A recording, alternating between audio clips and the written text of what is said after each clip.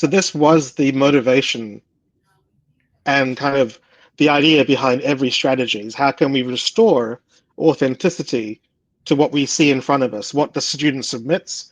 We can say to ourselves, yep, this feels authentic, as opposed to, well, I see it from time to time where the assessor has now become this policeman, and their job is to only police people on AI and never really assess the student anymore.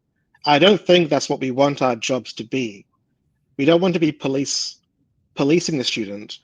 We want to be facilitating their learning, helping them be assessed, and I think that's what we're all trying to achieve from this.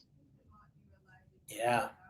Yeah, I think that's a really, really good insight as well. What do we want out of our roles as educators? What do we want to have our focus on? And yeah, that policing mentality, or that sort of regimented sort of yes, no, good, bad, in or out, doesn't really exist in what motivates most vet professionals.